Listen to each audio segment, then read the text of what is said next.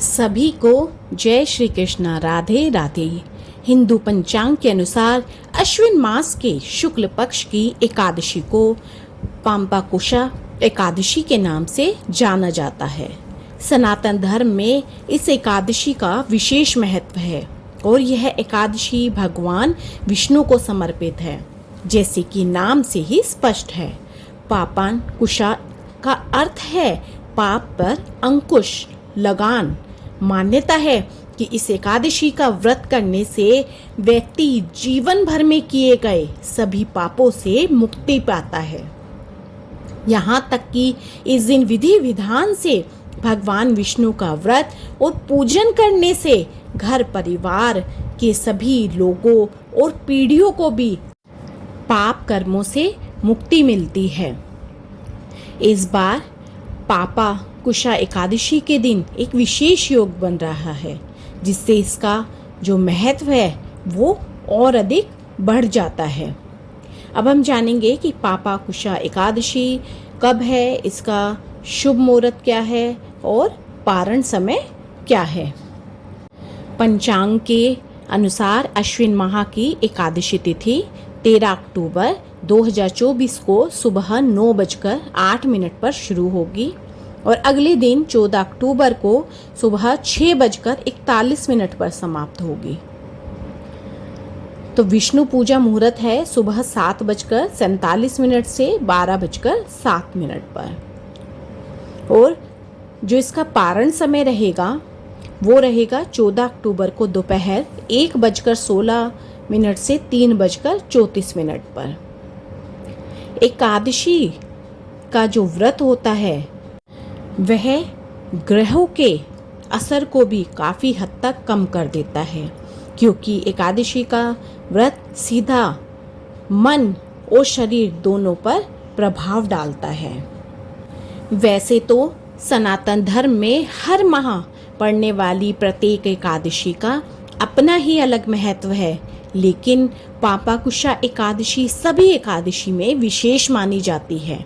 इस व्रत को करने से व्यक्ति द्वारा जाने अनजाने में किए गए सभी पाप दूर हो जाते हैं और साथ ही मन और आत्मा दोनों शुद्ध हो जाते हैं।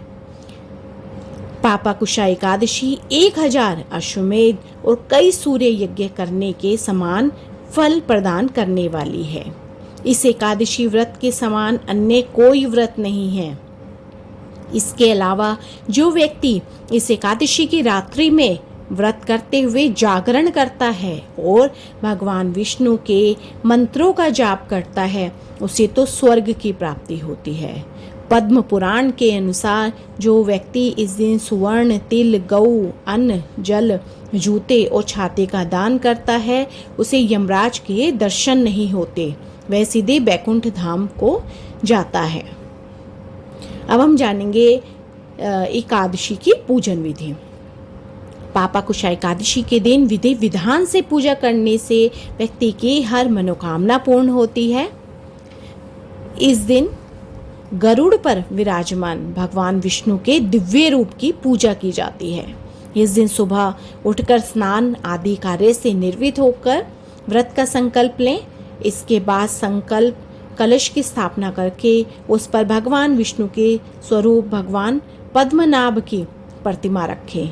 अगर उनकी प्रतिमा ना हो तो उनका चित्र भी आप रख सकते हैं, और यदि वो भी ना हो तो भगवान विष्णु की प्रतिमा या तस्वीर रखकर पूजा कर सकते हैं।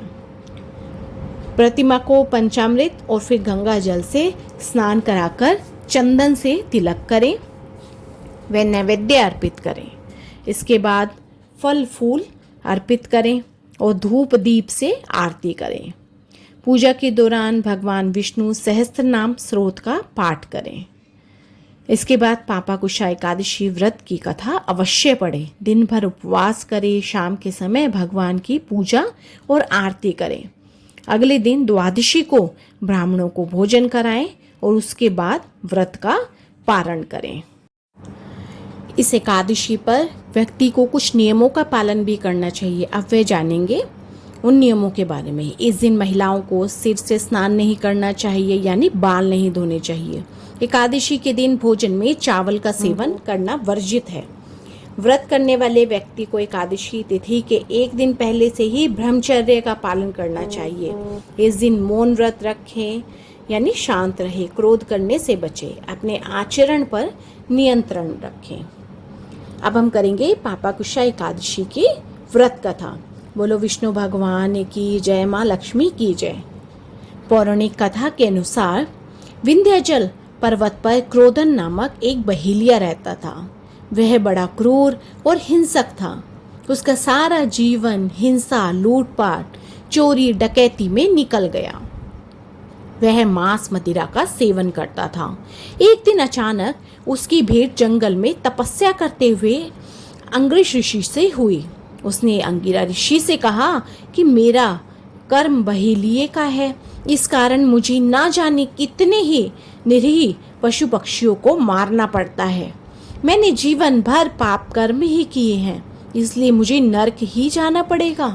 कृपा कर मुझे कोई ऐसा उपाय बताइए जिससे मेरे जो सारे पाप कर्म हैं वो दूर हो जाएं और मुझे मोक्ष की प्राप्ति हो जाए।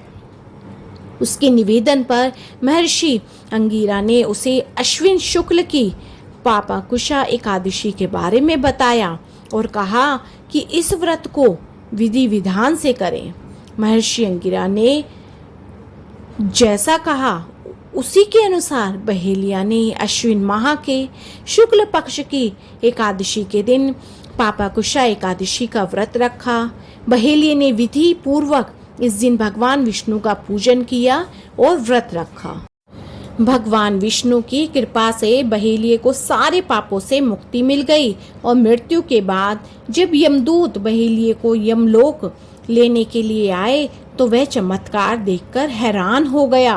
पापाकुशा एकादशी व्रत रखने के कारण बहेलिये के सभी पाप मिट चुके थे और जिसके चलते यमदूत को खाली हाथ यमलोक जाना पड़ा। बहेलिया भगवान विष्णु के कृपा से बैकुंठ लोक में चला गया। तो बोलो विष्णु भगवान की जय, लक्ष्मी माता की जय। तो विष्णु भगवान ने जैसे उनको मोक्ष की प्राप्ति कराई, उनकी सभी मनोकामनाएं पूर्ण की, इस तरह विष्णु भगवान सबकी मनोकामनाएं पूर्ण करें और मोक्ष की प्राप्ति कराएं और सही रास्ते पर चलाएं। बोलो विष्णु भगवान की जय। तो फ्रेंड्स, आपको मेरी ये वीडियो पसंद आई हो तो मेरी वीडियो को ज़्यादा से ज़्यादा लाइक, शेयर एंड सब्सक्राइब कीजिए और कमेंट में ओम नमो भगवते वासुदेवाय नमः अवश्य लिखिए।